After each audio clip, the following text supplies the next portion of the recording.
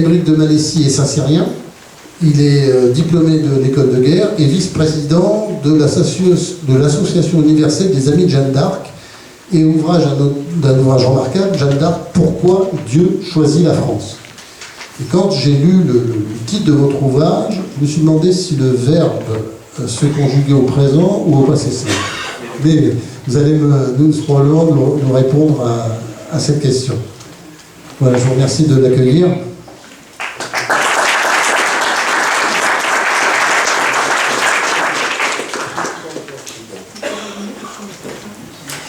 Bien, merci beaucoup. Donc, bonjour. Oui, c'est à la fois les deux, passé simple et présent. Et d'ailleurs, vous remarquerez, je ne sais pas si vous pouvez le remarquer, mais enfin, mon livre sera en vente pour ceux qui veulent. Il n'y a pas de point d'interrogation.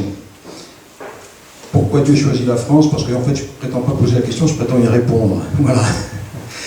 Alors, effectivement, vous m'avez donné le titre de colonel. Effectivement, j'ai été dans l'armée pendant 33 ans. Je ne suis plus maintenant en activité. Et donc, ce n'est pas en tant que colonel que je viens devant vous. Et je dois d'ailleurs avouer très humblement que j'ai peu de titres, personnellement, pour me présenter devant vous. Je ne suis pas historien, je ne suis pas scientifique, je ne suis pas théologien. Et pourtant, je vais essayer de répondre à cette question, pourquoi Dieu choisit la France?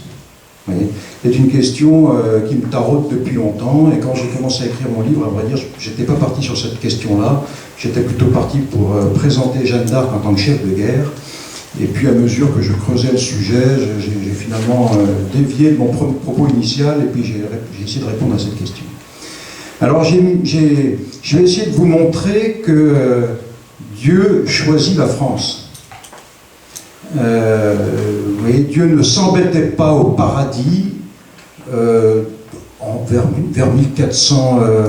1424-25 au moment des premières apparitions, c'est-à-dire il y a exactement 600 ans. Premières apparitions de Saint-Michel à Sainte-Jeanne d'Arc. Dieu ne s'embêtait pas dans le paradis, il ne s'est pas dit tiens, que vais-je faire aujourd'hui? Il y a la guerre entre la France et l'Angleterre, ça tombe bien, je m'embête, je vais aller voir ce qui s'y passe, et puis Amstramgram, piqué, collégramme, boum, j'ai choisi la France. Vous voyez, ça ne s'est pas passé comme ça. Il y a des raisons très profondes. Et c'est ce que je vais essayer de vous montrer. Et alors, à cette question, j'ai d'ailleurs souvent entendu cette réponse qui ne m'a jamais paru satisfaisante. En fait, Dieu est intervenu parce qu'il savait que s'il n'intervenait pas, la France allait devenir anglicane. Il voulait empêcher la France de devenir anglicane. Il voulait qu'elle reste catholique. Très bien, mais alors pourquoi voulait-il que l'Angleterre devienne anglicane et pas la France? Vous voyez, en fait, ça ne fait que repousser le problème. Donc, il faut bien se poser cette question, pourquoi Dieu choisit la France? Et vous allez voir qu'il y a un véritable choix qui est fait, et qui, en fait, doit nous amener à réfléchir à ce qu'est notre mission de Français, la vocation de la France. Voilà, et c'est un peu vers ça que je vous amènerai. Et je vais essayer également de vous montrer qu'en fait, Jeanne d'Arc n'est pas un phénomène isolé dans l'histoire de France. C'est sans doute le moment le plus manifeste de la démonstration de l'amour particulier de Dieu pour la France, mais ce n'est pas un moment isolé. En fait, Jeanne d'Arc, il faut la comprendre dans toute l'histoire de France. Alors j'ai mis un sous-titre, désolé pour ceux qui sont au fond, vous ne le voyez peut-être pas très bien, mais il a fait surgir la force qui nous sauve dans la maison de David, son serviteur. Vous voyez, peut-être que vous connaissez cette parole du cantique de Zacharie que l'Église récite tous les matins au moment de la prière des laudes. Il a fait surgir la force qui nous sauve dans la maison de David, son serviteur. Bien sûr, l'Église parle de Jésus. Il est la force qui surgit dans la maison de David et qui nous sauve. Mais Jeanne d'Arc aussi. Elle surgit, personne ne l'a vu venir. Elle vient nous sauver d'une certaine manière, on peut le dire. Et elle surgit dans la maison de David, c'est-à-dire dans la maison de Charles VII, dont toute la liturgie du sacre va faire le successeur de David. Vous voyez ? Et en fait, ça va m'amener à vous faire remarquer une chose, c'est qu'il y a une ressemblance très étonnante entre Jeanne et Jésus. Et j'ose affirmer qu'elle est probablement la sainte qui a le plus ressemblé à Jésus. Alors je ne parle pas de l'héroïcité de ses vertus, je ne dis pas qu'elle est plus héroïque dans ses vertus qu'un saint François, une sainte Cécile, je ne sais pas. Mais vous verrez que dans la vie de Jeanne, les événements s'enchaînent et font d'elle une forme de copier-coller, si vous me permettez cette expression qui est d'un autre temps, entre celle de la vie de Jésus et la vie de Jeanne. Voilà. Alors, dire que Jésus choisit la France. Alors je vais vous proposer d'ailleurs, je suis déjà un peu lancé dans mon sujet, mais je vais vous proposer de faire une petite prière à Saint-Michel, si vous êtes d'accord, parce que Saint-Michel est très présent. Et comme c'est en ce moment le 6e centenaire, et j'en reparlerai un peu à la fin, des apparitions de Saint-Michel, je pense qu'on peut se permettre une petite prière à Saint-Michel. Alors si vous voulez bien, vous me posez de vous lever. Vous connaissez peut-être cette prière. Saint-Michel Archange, défends-nous dans le combat. Sois notre secours contre la malice et les embûches du démon. Que Dieu lui fasse sentir son empire et qu'il nous donne la force de témoigner, nous le demandons en suppliant. Et toi, prince de la milice céleste, armé de la force de Dieu, repousse en enfer Satan et les autres esprits mauvais qui rôdent dans le monde pour perdre les âmes. Amen. Voilà, merci. Alors, c'est un peu, vous allez me dire peut-être d'emblée, oui, mais Jeanne, c'est une sainte de l'Église universelle, elle ne s'adresse pas qu'à la France, et vous aurez tout à fait raison. D'ailleurs, on a perdu l'image, mais pas le son. D'ailleurs, elle est tellement universelle qu'elle est connue dans le monde entier, à tel point d'ailleurs que... Voilà, on va y arriver. À tel point d'ailleurs qu'un auteur américain comme Mark Twain, qui était athée, disait de Jeanne qu'elle est probablement la personne la plus extraordinaire jamais produite par la race humaine. Vous voyez, elle fascine dans le monde entier, et j'habitais aux États-Unis et j'ai constaté là-bas qu'il y a plus d'églises portant le nom de Sainte Jeanne d'Arc qu'en France. Alors ça peut s'expliquer pour plein de raisons. Ils ont commencé à donner... Jeanne d'Arc est arrivée sur le marché, si vous me permettez l'expression, le marché des noms de paroisses aux États-Unis dans les années 20, quand les États-Unis construisaient beaucoup d'églises. Nous, ça faisait longtemps qu'on avait donné à Saint-Martin et à plein d'autres saints les noms de nos églises, d'accord? Mais c'est quand même intéressant. Voilà. Donc Mark Twain, grand admirateur et pourtant laïque, il dit que quoi que ce soit que l'homme appelle grand, cherchez-le dans Jeanne d'Arc, là vous le trouverez. Je trouve ces expressions de Mark Twain magnifiques. Voilà. Mais revenons donc à Jeanne d'Arc. Pourquoi elle nous intéresse, nous, particulièrement en tant que Français? Et pour ça, je vais commencer par quelques petits rappels historiques. Alors, vous le savez, quand elle surgit dans l'histoire de France, la France est en guerre depuis 1336 contre les Anglais. France et Angleterre sont en guerre l'un contre l'autre. Alors, ce n'est pas une guerre d'invasion au sens classique, on l'entend maintenant avec l'expérience douloureuse qu'on a eue dans le siècle passé, des invasions, etc. Non, c'est une guerre dynastique. Vous voyez, le roi d'Angleterre prétend que la couronne lui revient et il la conteste au roi de France. Donc ça dure. Cette guerre, elle connaît des hauts et des bas pour les deux parties, le camp français comme le camp anglais. Mais depuis 1415, et c'est-à-dire depuis la défaite d'Azincourt, les événements se précipitent pour le camp français dans le mauvais sens, et les Anglais, de plus en plus, étendent leur position et leur domination sur la France, et d'autant qu'ils sont alliés au duc de Bourgogne, hein, vous voyez ici en marron les possessions du duc de Bourgogne. Le duc de Bourgogne, à cette guerre d'invasion, j'aime pas tellement ce terme d'invasion parce que je trouve qu'il s'applique mal à la guerre de 100 ans, mais en tout cas à cette guerre de 100 ans, entre la France et l'Angleterre s'ajoute également une guerre civile, vous voyez, entre Armagnac et Bourguignon, le duc de Bourgogne reprochant à Charles VII, qui n'est pas encore Charles VII, qui est quand même l'héritier du roi de Charles VI, même si le traité de Troyes lui conteste cet état.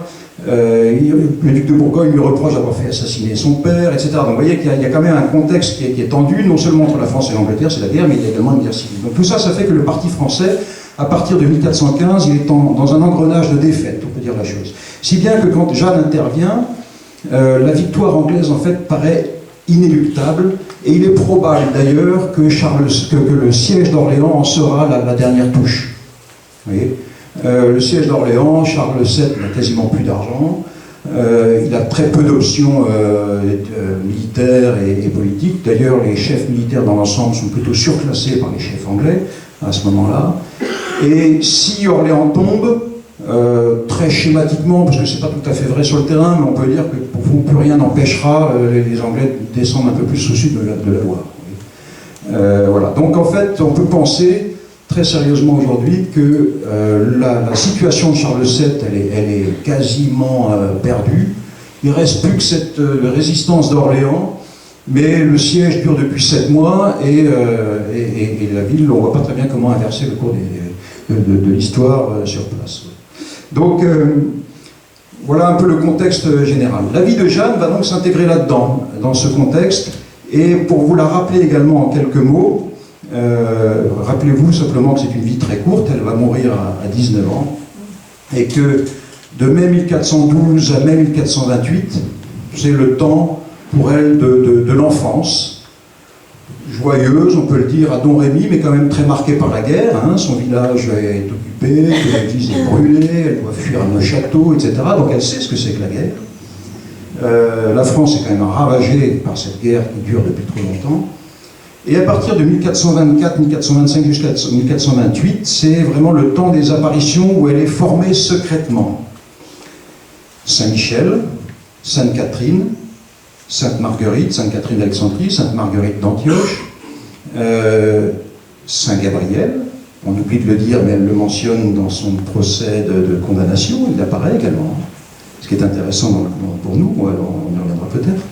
Et voilà, donc c'est le temps des apparitions, 4 années au cours desquelles elle va, je dirais, faire une sorte d'école de guerre non pas en accéléré, parce que 4 années c'est long pour l'école de guerre, mais en tout cas une école de guerre un peu spéciale. Voilà. Et puis à partir de 1428 jusqu'à 1431, mai 1428, c'est sa première apparition à Vaucouleurs, où elle va tenter de convaincre le sire de Baudricourt de lui donner un sauf-conduit pour aller voir le roi, jusqu'à mai 1431, son décès. Ce sont ces 3 années de vie publique. Alors si on regarde ces 3 années de vie publique, plus dans le détail, je les ai découpés selon un découpage qui paraîtra peut-être assez familier à ceux qui savent réciter, qui récitent régulièrement le rosaire, hein, mais vous voyez, il y a le temps de la joie, le temps de la lumière, le temps de la douleur et le temps de la gloire. Le temps de la joie, c'est le temps de sa jeunesse, bien sûr, à Domrémy. Le temps de la lumière, c'est le moment où vraiment elle est sur le devant de la scène, et ça va être très court, hein, puisque à partir de mars 1429, elle rencontre Charles, et là, les événements vont se précipiter. En 4 mois, une situation qui paraissait perdue va se retourner totalement, et c'est un coup de tonnerre dans toute l'Europe. Le roi de France, Charles VII, est sacré en juillet 1429 à Reims. À la suite donc de 2 campagnes militaires absolument remarquables sur le plan tactique, hein, bien sûr la première campagne qui est celle du siège, faire lever le siège d'Orléans, et puis la deuxième qui est la campagne de la Loire, et puis on pourra même dire la troisième qui est la campagne du Sacre, mais sur le plan tactique c'est absolument remarquable ce qui se passe. Et c'est bien Jeanne qui est à la manœuvre d'ailleurs, ça je pourrai en revenir là-dessus peut-être dans les questions, je ne vais pas trop développer ce point, il sera dans mon livre pour ceux que ça intéresse. Voilà, alors Jeanne d'Arc, je voudrais vous montrer que maintenant c'est une sainte unique, un ovni de la sainteté, un objet de vénération nouveau et inégalé, hein, de la sainteté. Voilà. Et que, à travers sa vie, on voit véritablement ce que dit saint Paul, hein, je vis, mais ce n'est plus moi, c'est le Christ qui vit dans moi. Et encore une fois, d'une manière dont je ne vois pas d'égal, et c'est ce que je vais vous montrer maintenant.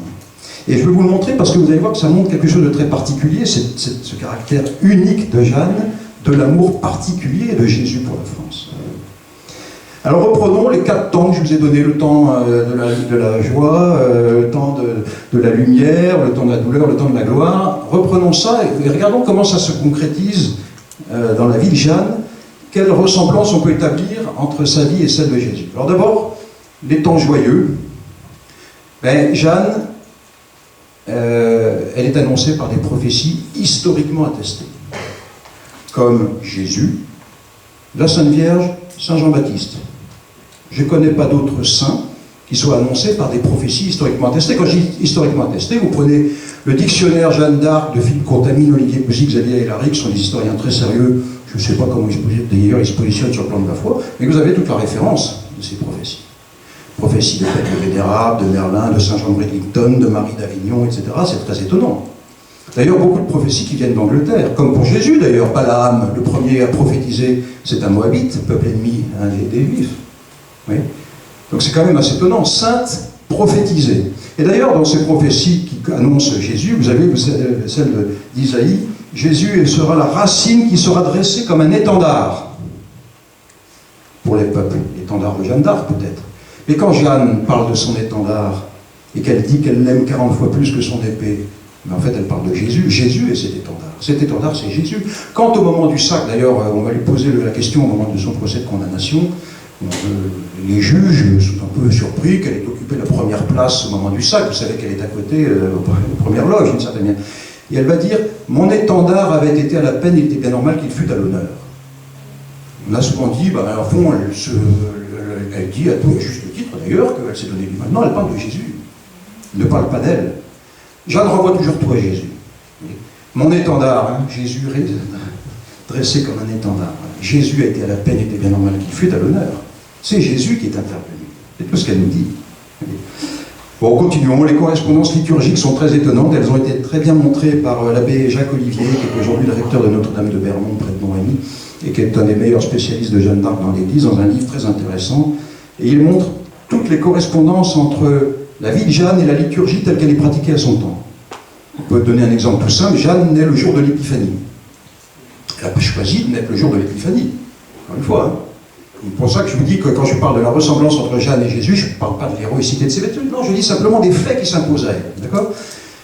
Elle naît le jour de l'Épiphanie, fête des rois. Et elle naît où d'ailleurs ? Elle naît dans une famille dont les ressemblances sociales sont d'ailleurs très proches avec celles de Jésus, dans un petit village paumé comme l'était Bethléem. D'ailleurs, Domus Rémi, la maison de Rémi, c'est comme Beth, la maison, Léem du pain. Vous voyez ? C'est pas fait tout à fait au hasard, ça. Déjà, on voit la mission qui est donnée à travers ça. Comme à Jésus, il sera le pain de vie. Jeanne, elle est la maison de Rémi, avec la petite église Saint-Rémy à côté de sa maison, parce qu'elle est envoyée prophète de la royauté du Christ. Ça va être ça, sa mission.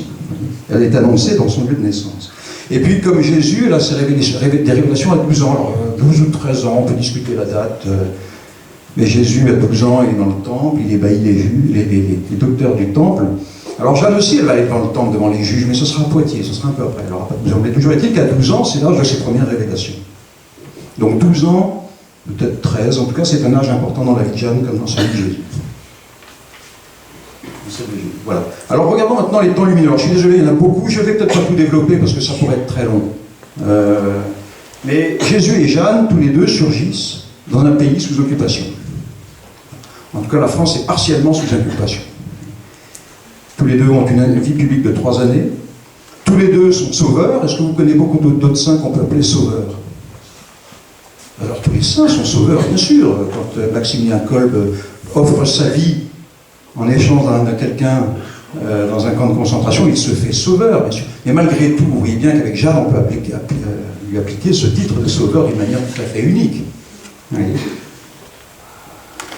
Jésus... là je perds aussi mon... C'est bon, ça va bien. Jésus est fils de Dieu, Jeanne est fille de Dieu. Vous savez que ses voix l'appellent fille de Dieu. Va, fille d'Eva, va. Les voix elles-mêmes lui donnent ce titre qui est réservé à Jésus. Jésus et Marie, Jeanne, pardon, et Marie. Ça va revenir. Jeanne et Marie sont, là aussi c'est une ressemblance à avec Marie plus qu'avec Jésus, mais sont les deux saintes qu'on peut identifier par leur virginité, sans qu'il soit nécessaire de préciser Marie et Jeanne. Vous avez, il y a la Vierge et la pucelle. Si je vous parle de la pucelle, vous savez de qui je parle. Si je vous parle de la Vierge, vous savez de qui je parle. Là aussi, c'est un trait de ressemblance qui est assez étonnant. Voilà.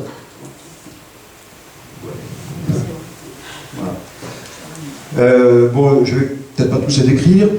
Docteur du Temple et de Poitiers qui sont ébahis, j'ai déjà évoqué. Jeanne est comme Jésus la médiatrice d'une alliance nouvelle. Ça, c'est un épisode de sa vie qui est assez peu connu, pourtant dont on a un certain nombre de témoignages, commencé par le procès de réhabilitation. À un moment donné, Jeanne intervient devant Charles et lui dit « Sire, me promettez-vous de me donner ce que je vais vous demander ?» Un peu osé comme demande, mais le roi est tellement... je dirais, époustouflé, ou un peu sous sa, je dirais pas domination, mais impressionné par elle, qui se dit, je ne peux rien lui refuser. Alors il dit, oui, Jeanne, je vous promets de vous donner ce que je vous demande. Sire, me promettez-vous de me donner votre royaume? Le roi est un peu étonné, oui, Jeanne, je vous promets, je vous donne mon royaume. Non, mais faites-le écrire par des notaires. Notaires, écrivez. Ensuite, elle dit, Jeanne donne le royaume à Jésus. Notaire, écrivez. Et ensuite, Jésus donne le royaume à Charles. Il y a triple donation. Alliance renouvelée, elle est la médiatrice d'une alliance nouvelle. Très étonnant. À Jeanne, comme à Jésus, on demande des signes.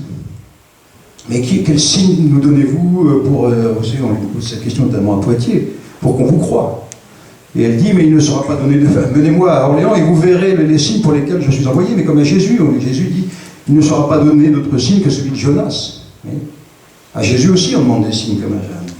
D'ailleurs, Jonas, il a mis 3 jours pour être libéré du ventre de la baleine, comme il a fallu à Jeanne d'Arc 3 jours pour libérer Orléans, 3 jours de bataille.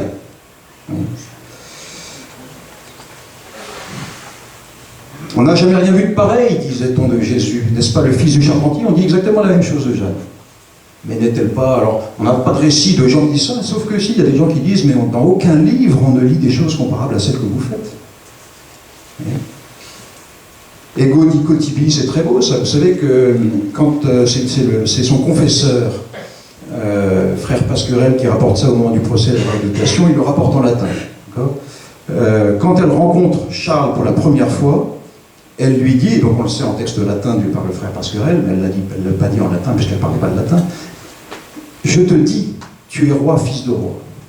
Elle lui redonne confiance dans sa mission.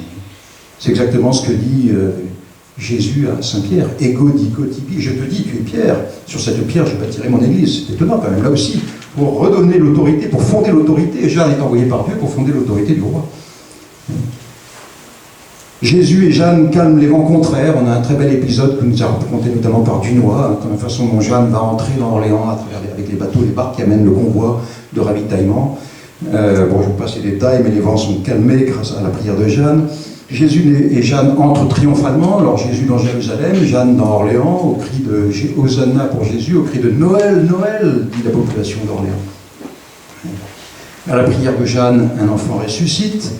La vie de mon enfant, d'ailleurs, a un motif, non pas d'accusation, mais elle est même interrogée là-dessus par ses juges, qui montrent un peu leur obscurcissement, d'ailleurs, de leur volonté de lui nuire. La vie de Jeanne est jalonnée d'annonces prophétiques, comme celle de Jésus. Comme Jésus, elle sait qu'elle va être faite prisonnière et arrêtée. Elle en a l'annonce dans les fossés de Melun. C'est très étonnant. Et puis, ses blessures, elle a le pied transpercé, transpercé également au niveau de l'épaule, blessée à la tête, et les blessures de Jeanne rappellent celles de Jésus.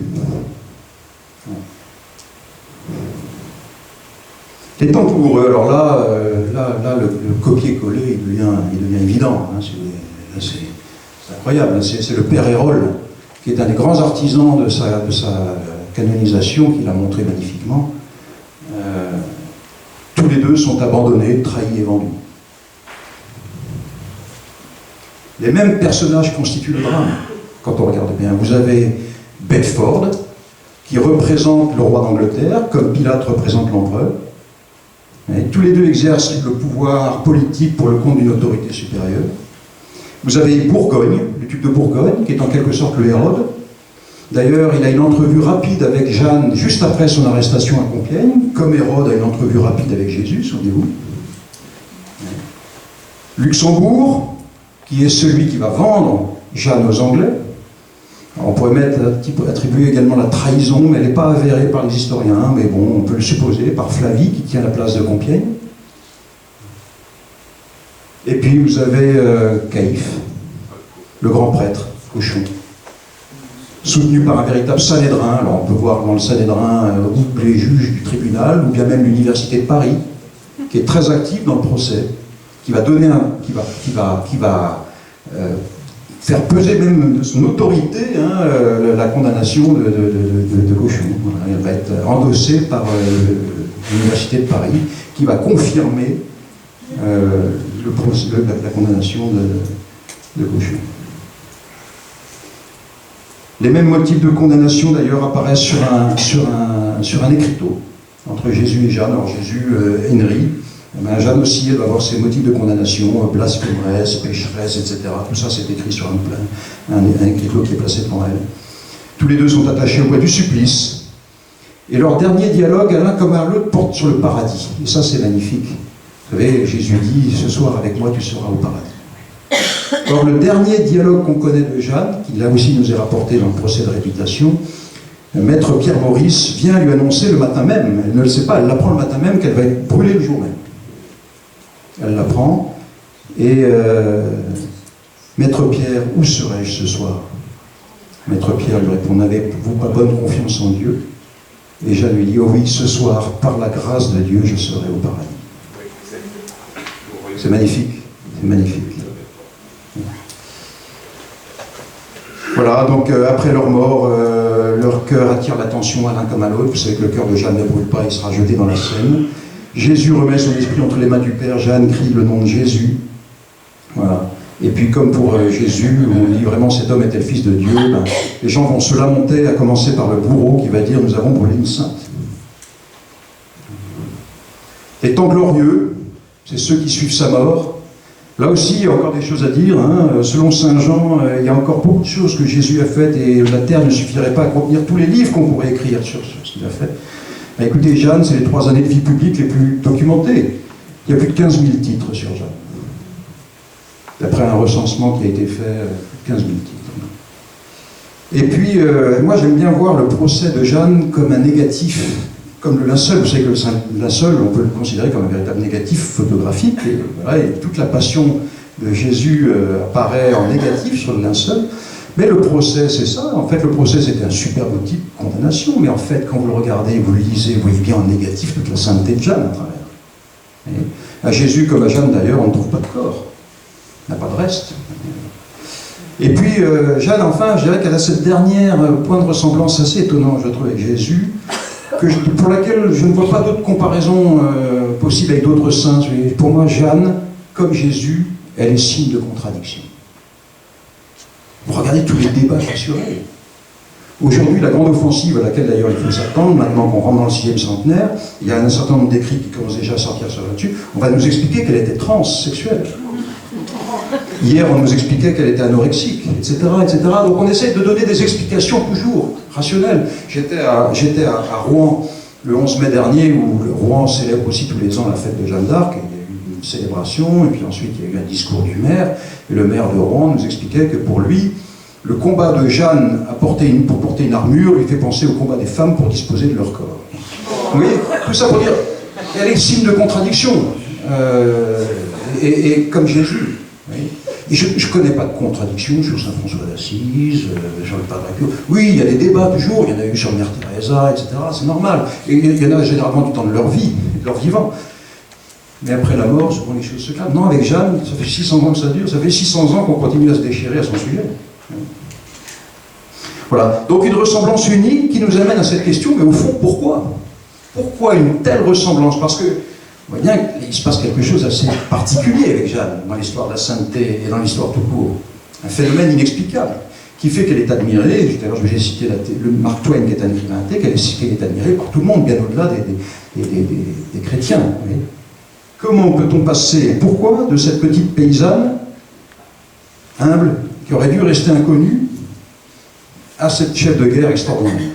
Ça c'est toute la question, qui nous amène donc au fond à ce que, pour ma part, je considérais que les 3 vraies questions de l'épopée joannique. Les 3 questions, c'est les suivantes. C'est pourquoi la France? La première. Pourquoi Jeanne, quand elle dit que Jésus est roi de France, elle ne dit pas qu'il est roi d'Angleterre également. Or, il est roi d'Angleterre, il est le roi des rois, il est même duc de Bourgogne, si on veut. Il est le roi des rois. Non, elle précise qu'il est roi de France. Est-ce que ça veut dire que Charles VII était un type plus valable que Henri VI? Certainement pas. Pourquoi une jeune paysanne? Vous savez que Isaïe nous dit vraiment tu es un Dieu qui se cache, Dieu d'Israël, sauveur. Alors, s'il se cache, il avait tout ce qu'il avait sous la main. Il y avait Dunois, La Hire, d'Alençon, Thibaut d'Armagnac, enfin, il y avait tout ce qu'il fallait comme chef de guerre. Il pouvait leur donner des talents de chef de guerre ni vu ni connu. S'il voulait sauver la France, il y avait le Dieu qui se cache. Il faisait de Dunois un petit Napoléon avant l'heure, ni vu ni connu, emballé ses pesées, je suis le Dieu qui se cache et je sauve la France. Non, là, vous voyez bien qu'avec Jeanne, il veut signer son acte. Il veut se révéler. Jésus veut se révéler en faveur de la France, et donc il va chercher la personne la plus improbable. Pour bien dire à tout le monde, vu là, c'est moi. C'est moi, Dieu, qui intervient pour la France. Vous voyez ? Ça, c'est la deuxième question, pourquoi une jeune paysanne? Et puis la troisième, c'est pourquoi en 1429? Alors, vous allez me dire, oui, mais il y avait la guerre en 1429, oui, ben, on a connu d'autres guerres depuis. Puis Dieu n'est pas venu pour nous. Pas, en tout cas, pas de manière aussi éclatante.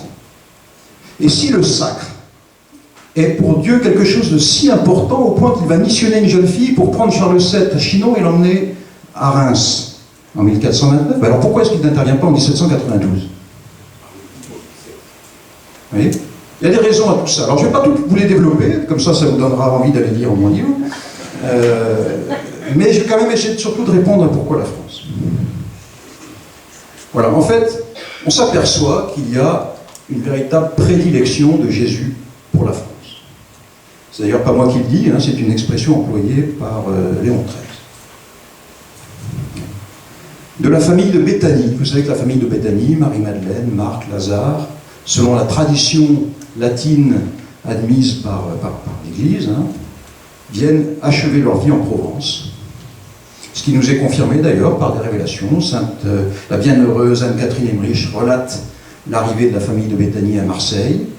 Vous avez la vénérable Maria de Agreda, dans sa vie de Marie, qui est une religieuse espagnole du XVIIe siècle, raconte comment la Sainte Vierge apparaissait à Marie-Madeleine et venait la conforter dans sa grotte près de Marseille. Donc on a cette tradition. Pourquoi est-ce que la famille de Béthanie, qui est vraiment... Il y a deux particularités. D'abord, c'est une famille, ce qui montre qu'il va y avoir quelque chose de très familial qui va se jouer entre la France et Dieu, premièrement. Et ensuite, c'était vraiment ceux qui étaient proches du cœur de Jésus, ceux qui l'aimaient particulièrement, cette famille de Béthanie. Pourquoi il ne nous envoie pas à nous des disciples, comme il l'a fait un peu partout dans le monde? Nous, il nous envoie la famille qu'il aime tout particulièrement, et elle va arriver en Provence. Donc ça commence là, la prédilection. Ça commence avec ça. Et puis, ça se poursuit par le baptême de Clovis. Vous savez, ça explique largement Jeanne aussi, quand on regarde bien. Dans tous les pays d'Europe, jusqu'en Russie, les monarques sont oints. Ils reçoivent une onction par une huile bénie par un évêque, et on appelle ça un couronnement. Coronation, coronation, coronasti, un truc comme ça en russe, je ne sais plus. Partout, on insiste sur cette dimension de couronnement, sauf en France où on parle de sacre. On ne parle pas de couronnement de roi en France. C'est une particularité de la France. Mais pourquoi? Mais parce qu'en France, l'huile n'est pas bénie par un évêque, que je sache. C'est l'huile de la Sainte-Empire qui nous est donnée par le Saint-Esprit. Et cette tradition n'a jamais été contestée par l'Église. Aucun pape n'est venu dire votre sacre à vous en France, d'abord appelez ça un couronnement dorénavant, et moi je ne le reconnais pas, mais il n'a pas été béni par un évêque. Non? Oui, mais ça explique Jeanne, ça aussi. Jésus ne s'embêtait pas, Dieu ne s'embêtait pas au paradis. Non, il sait ça, lui. Il sait, il connaît cette prédilection, puisqu'il en est la cause, il en est le... Voilà. Donc, baptême de Clovis, de cette tradition va découler tous les sacres des rois de France. L'amour de Marie pour la France, bien sûr, on peut en parler pendant des heures. Vous connaissez ce magnifique M de Marie, hein, qui est le M des 5 grandes apparitions, dont d'ailleurs j'ai cru comprendre que la 5e, Pellevoisin, qui ne bénéficiait jusqu'à présent que d'une reconnaissance épiscopale locale, hein, l'évêque du lieu, maintenant est reconnu également c'est très très récent. Sans oublier bien sûr les apparitions de Jésus en France. Il y en a beaucoup. Je ne connais pas beaucoup de pays dont Jésus parle dans des apparitions aussi. Je sais qu'il parle à Sœur Faustine de la Pologne, d'accord, okay. Mais en fait, Jésus, il y en a quand même beaucoup. Notamment les apparitions, elles sont peu connues, mais à Marie de Saint-Pierre, oui, à Tours. Vous savez, c'est celle qui va introduire la dévotion à la Sainte Face. Marie de Saint-Pierre a de très nombreuses apparitions de Jésus. Alors elles ne sont pas reconnues officiellement par l'Église, mais enfin elles ne sont pas démenties non plus. Et Marie de Saint-Pierre, Sainte Thérèse de Lisieux et de la Sainte Face portaient toujours une mèche de cheveux de Marie de Saint-Pierre sur elle, et c'est en souvenir de Marie de Saint-Pierre qu'elle s'appelle de la Sainte Face. Donc on en reparlera peut-être un petit peu après, Marie de Saint-Pierre, mais voilà, de nombreuses apparitions, à Marcel Vannes, les apparitions du Sacré-Cœur, et d'ailleurs, au Sacré-Cœur, hein, va dire au fils aîné de mon cœur, dit Jésus à Marguerite Marie. Et de même que les rois sont appelés fils très chrétiens, par Saint Grégoire III notamment, fils aîné de l'Église, ça c'est la tradition qui n'est pas si ancienne que ça d'ailleurs, fils aîné de mon cœur, dit Jésus à Marguerite Marie, fils. Tout à l'heure je vous ai parlé de la famille de Béthanie, et là je vous parle de la fille aînée de l'Église dont les rois sont appelés fils. Vous voyez cette notion familiale qu'il y a entre Jésus et la France.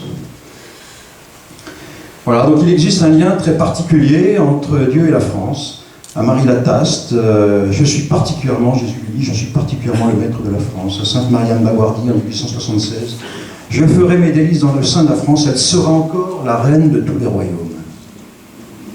À Saint Grégoire le Grand, la France s'élève au-dessus des autres empires autant que la dignité des rois s'élève au-dessus de leur sujet. Alors j'ai trouvé à peu près, je crois, 25 papes qui font des déclarations absolument extraordinaires sur la France.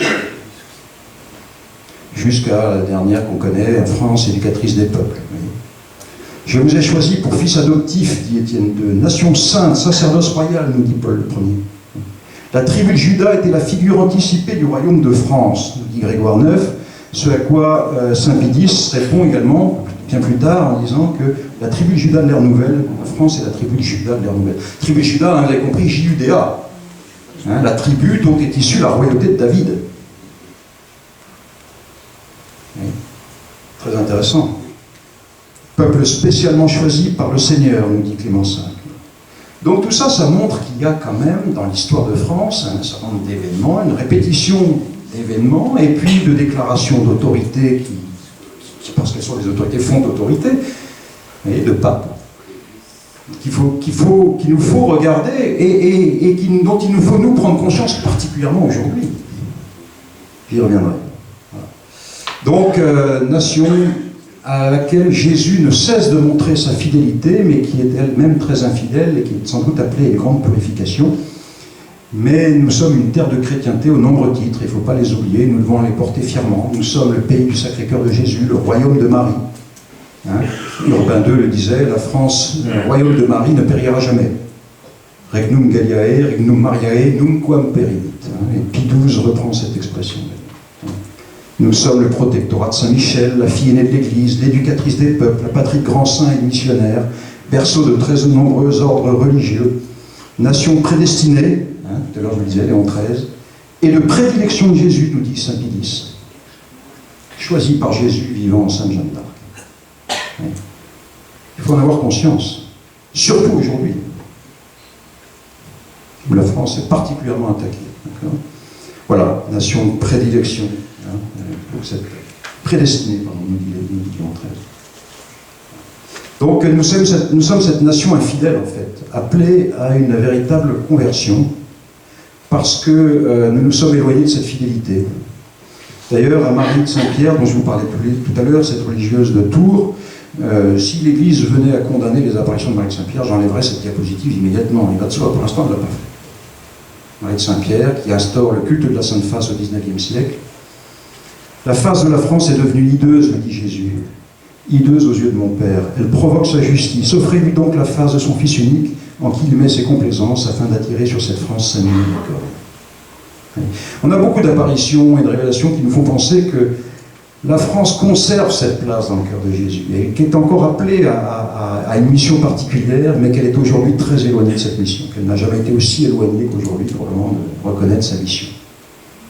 Au fond, la France, là encore, elle est un enfant, mais elle est l'enfant prodigue. Pas seulement le fils, nous sommes le fils prodigue, pas seulement le fils aîné ou le fils choisi par Dieu, nous sommes surtout aussi actuellement le fils prodigue.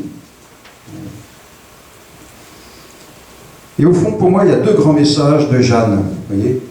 Il y a celui qu'elle adresse à la France, c'est celui de la fidélité de Jésus. Jésus reste fidèle à la France, quand bien même la France est infidèle.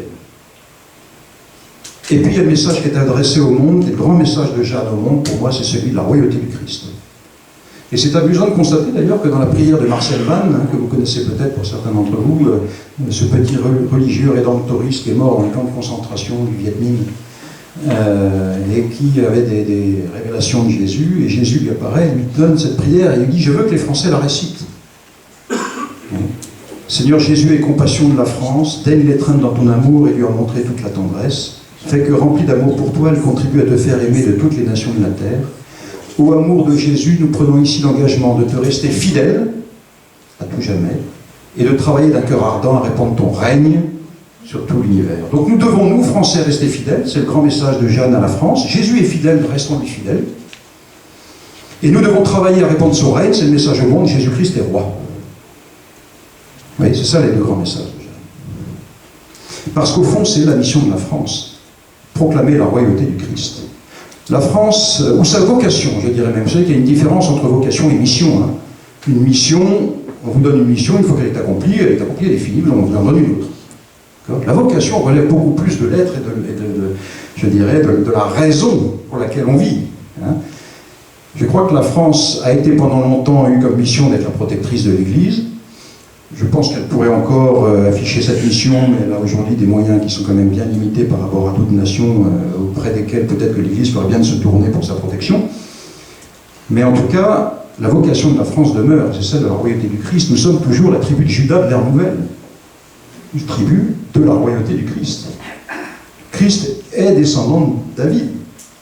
D'accord ? Et c'est la grande mission de la France.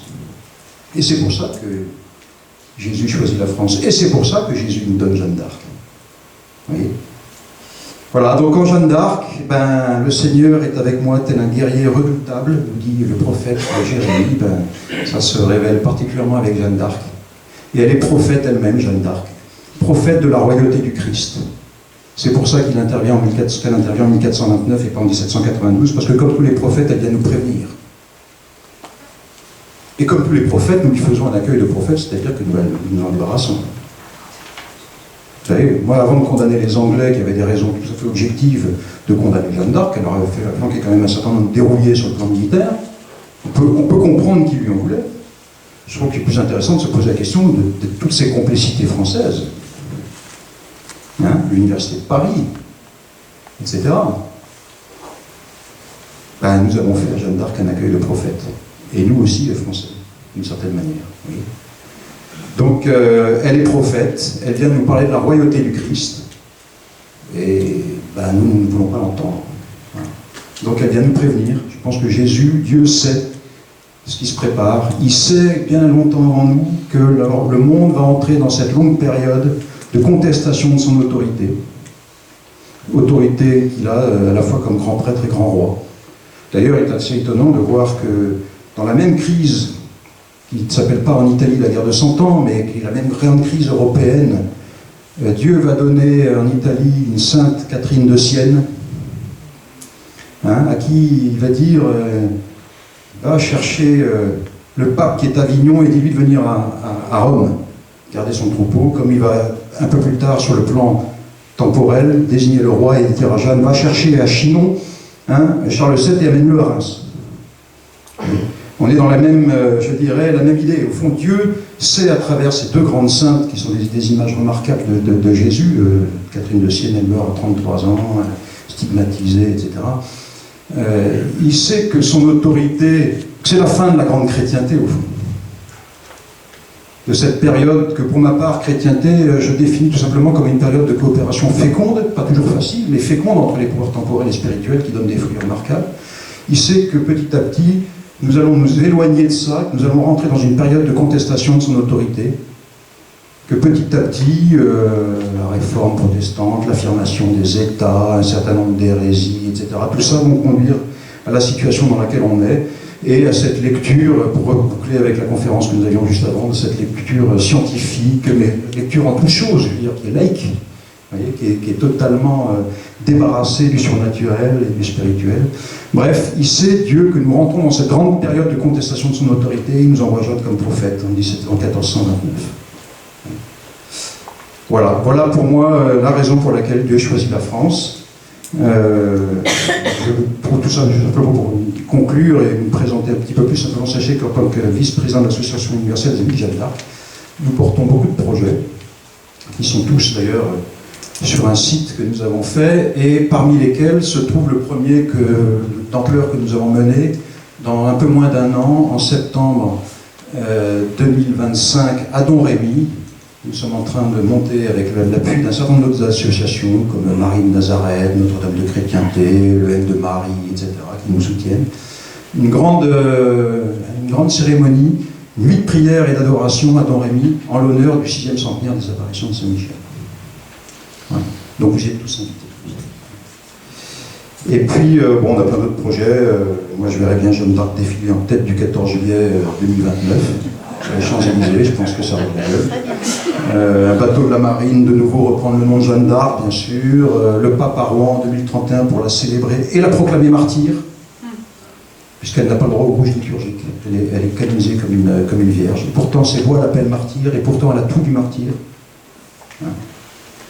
Et puis, voilà. Et puis accessoirement, sur un plan plus professionnel maintenant, j'ai créé une petite académie qui s'appelle l'Académie Sainte-Jeanne d'Arc pour faire découvrir notre patrimoine spirituel à des étrangers.